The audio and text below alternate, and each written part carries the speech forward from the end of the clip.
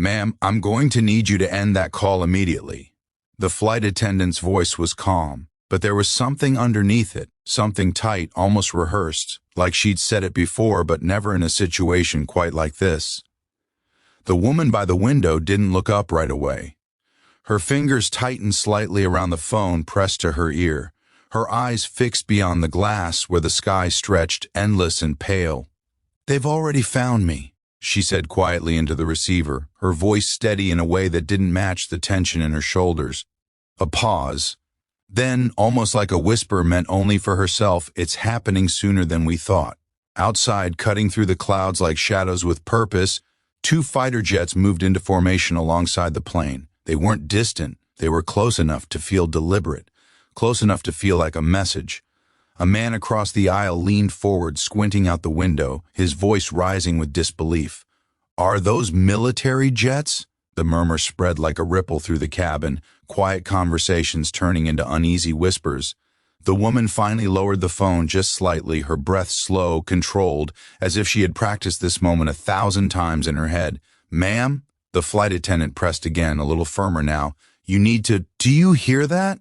The woman interrupted softly, not looking at her, her eyes still locked on the aircraft outside. The attendant hesitated. At first there was nothing, just the low hum of the plane. And then, faint but unmistakable, the crackle of a voice over a nearby passenger's headset, loud enough that a few people turned. "Confirm visual. Widow 6 identified." The words seemed to hang in the air, heavy, confusing, impossible to ignore. The woman closed her eyes for just a second, like someone bracing for impact, not physical, but something deeper, something inevitable. Before this story goes any further, take a second to subscribe, because stories like this deserve to be heard. When she opened her eyes again, there was no panic in them, only clarity, only acceptance. But the question had already taken hold in every mind on that plane, even if they didn't know how to ask it yet. Who was she, and why did the sky itself seem to be watching her? The woman's name, at least to the world sitting around her, was Margaret Ellis, printed neatly on a boarding pass tucked halfway into the seat pocket in front of her. But there was nothing about her presence that felt as simple as that name suggested, not when you looked closely, not when you noticed how her gaze never stayed in one place for too long unless it was outside the window, not when you saw the way her hand hovered near her coat pocket as if it held something far more important than a passport or a phone, and certainly not when you realized she hadn't once reacted the way an ordinary passenger would to the sight of military jets pacing their aircraft like silent escorts. Around her, the cabin had shifted from routine calm to something far more fragile, the kind of tension that doesn't explode all at once but instead builds in layers, whispered speculation feeding on itself as people leaned across aisles and over armrests trying to piece together a story that none of them had enough information to understand.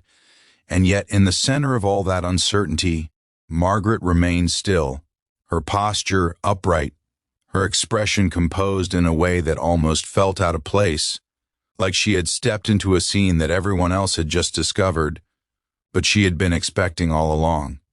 The man across from her, mid-40s, business suit slightly wrinkled from the flight, couldn't stop glancing between her and the window, his curiosity battling with a growing sense of unease, because it wasn't just the jets, it was the way they moved, deliberate and precise, maintaining a formation that felt less like coincidence and more like intention, and intention, especially at 30,000 feet, was never something to ignore. "Ma'am," the flight attendant said again, this time crouching slightly to meet Margaret's eye level, her professional smile strained at the edges. "I need you to turn off your phone. It's a safety regulation." Margaret finally looked at her then, really looked. And for a brief moment something passed between them that the attendant couldn't quite name. Not fear exactly, but recognition. Like standing in front of someone who knew something you didn't but couldn't explain it to you even if they wanted to. "It's already off," Margaret said quietly, though the device was still in her hand, the screen dark now, reflecting only the faint outline of her face. The attendant hesitated, unsure whether to push further or step back, and in that hesitation, the balance of control in the situation shifted just slightly, almost imperceptibly, but enough to matter. Outside, a third jet appeared, sliding into position with the others, and this time the murmurs weren't quiet anymore. They carried, bouncing off the narrow walls of the cabin as people started asking questions louder than they intended. Their voices edged with the kind of nervous humor that comes when something feels wrong, but no one wants to be the first to say it out loud. "This is some kind of escort, right?" someone called from the back. "Maybe it's normal?" another voice offered, though it didn't sound convinced. Margaret turned her attention back to the window, her reflection faint against the sky, and for a moment she allowed herself to feel it. The weight of the past pressing forward into the present, the knowledge that whatever had been quiet for so long was no longer willing to stay that way, and beneath all of it, a single thought that refused to leave her mind: they didn't send 3 jets unless they were certain. The plane's captain came over the intercom then, his voice measured but just a little too careful, the way someone speaks when they're choosing each word with precision. "Ladies and gentlemen, we are aware of the aircraft in our vicinity. There is no cause for alarm. Please remain seated and follow all crew instructions. No cause for alarm." The phrase echoed in Margaret's head with a familiarity that made her lips press into a thin line, because she had heard it before, in rooms where decisions were made behind closed doors, in briefings where the truth was always just one step removed from what people were told, and she knew better than most that reassurance didn't always mean safety. The man across the aisle leaned closer again, lowering his voice as if that might somehow make the situation less real. "You don't seem surprised," he said, studying her face. Margaret didn't answer right away. She let the silence sit between them, not as avoidance but as a choice, because there were answers she could give and answers she couldn't, and the difference between the two mattered more now than ever. Finally she spoke, her voice steady but carrying a weight that made him wish he hadn't asked. "Sometimes," she said, "what looks like danger is actually protection." He frowned, confused. "Protection from what?" Margaret's gaze shifted back to the jets, her reflection merging with their distant shapes, and for the first time, something like sadness flickered in her expression, brief but unmistakable. "That depends," she said softly, "on who you think the threat is." By the time the 4th jet appeared, the illusion of normalcy inside the cabin had completely dissolved, replaced by a quiet, persistent tension that no announcement from the cockpit could smooth over, because people weren't just seeing something unusual anymore, they were feeling it, the kind of deep, instinctive awareness that something larger than themselves was unfolding just beyond their understanding, and in the middle of that growing unease, Margaret Ellis remained the still point in the storm, her composure no longer blending in, but standing out in a way that drew attention whether she wanted it to or not. Because calm in a moment like this didn't read as confidence to the people around her. It read as knowledge, and knowledge was dangerous when no one else had it. The man across the aisle had stopped pretending to mind his own business, his body angled toward her now, his curiosity sharpened into something closer to suspicion. "You said protection," he pressed, his voice low but insistent. "Protection from what?" Margaret's fingers tapped lightly against the armrest, a small, controlled movement that betrayed more thought than emotion. She could feel the weight of every eye that had started to drift in her direction, even if people tried to hide it, even if they pretended to look past her or out the window, because uncertainty has a way of pulling attention toward the one person who doesn't seem affected by it. "You ever notice," she said finally, her tone measured, "how quickly people assume they're the center of a situation?" He blinked, thrown off by the answer. "What does that mean?" She turned her head slightly, meeting his gaze just long enough to make sure he understood she wasn't dismissing him, just choosing her words carefully. "It means," she said, "this might not be about any of us." The idea landed heavier than he expected because it introduced something far more unsettling than personal danger, the possibility that whatever was happening didn't even involve them, that they were just present.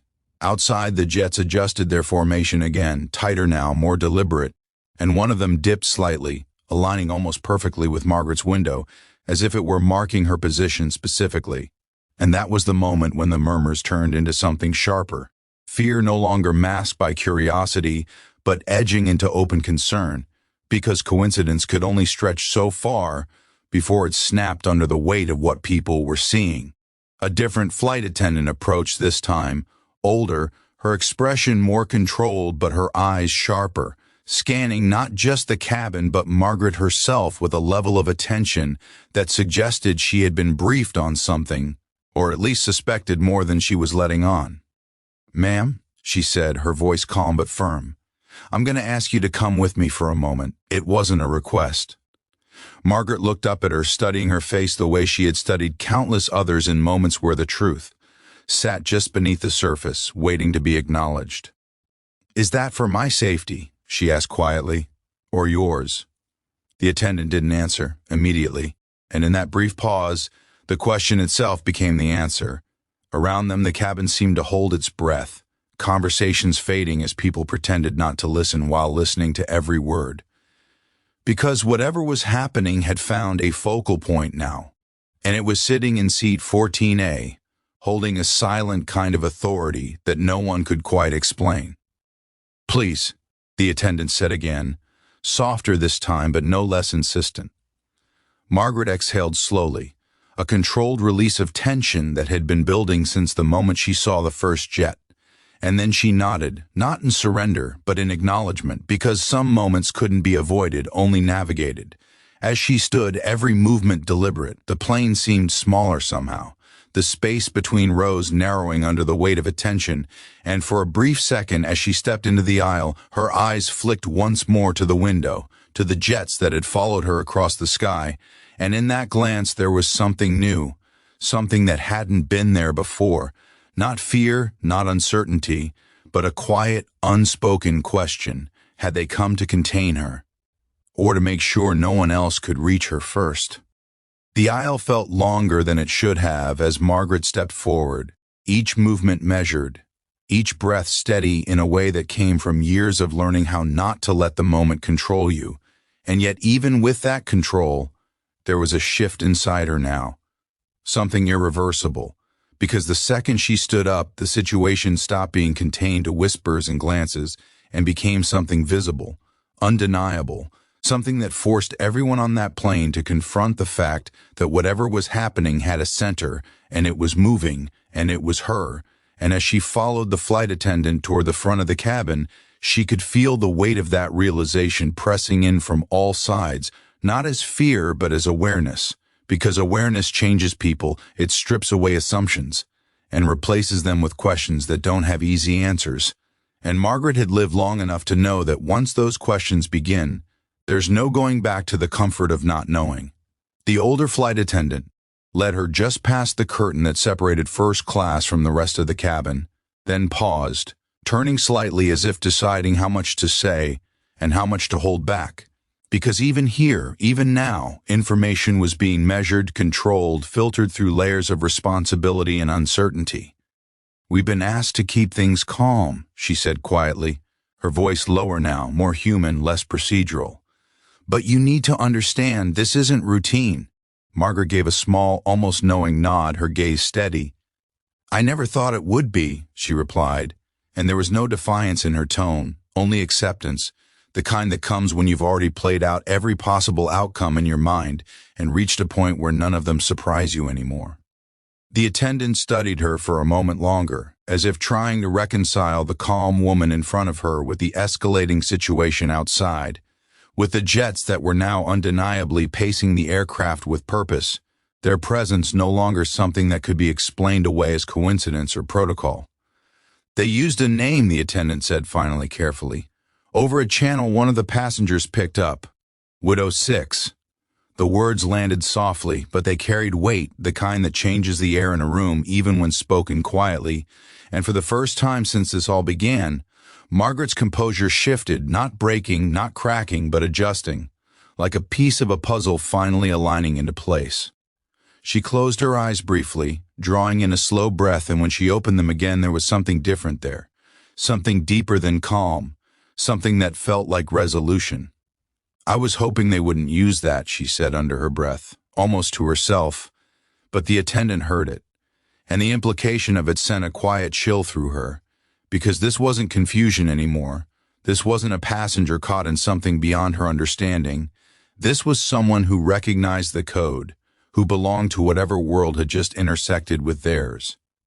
"Who are you?" the attendant asked, not sharply, not accusingly, but with a kind of careful urgency, because she needed to know what she was dealing with, not out of authority, but out of responsibility, because everyone on this plane was now part of something they hadn't chosen. Margaret didn't answer immediately, not because she didn't have an answer, but because she understood the weight of giving it, the way it would change the perception of everything that had happened up to this point. And as she stood there, just beyond the thin curtain that separated classes but not realities, she realized that this was the moment the story crossed its midpoint, the point where it stopped being about what might happen and became about what already had. "There are names," she said slowly, choosing each word with care, "and then there are roles. Names are for comfort, roles are for when comfort runs out." The attendant frowned slightly, trying to follow, trying to understand, but Margaret continued before she could interrupt. "A long time ago," she said, her voice steady but carrying a quiet weight, "I was part of something that didn't officially exist. We handled situations that couldn't be explained, couldn't be acknowledged, because sometimes the truth creates more panic than the problem itself." The attendant's expression tightened, not in disbelief, but in the recognition that this wasn't a story being invented on the spot. It was too measured, too precise, too grounded in something real, something practiced. "And Widow Six?" she asked. Margaret's gaze shifted slightly, not away but inward, as if revisiting something she hadn't allowed herself to fully think about in years.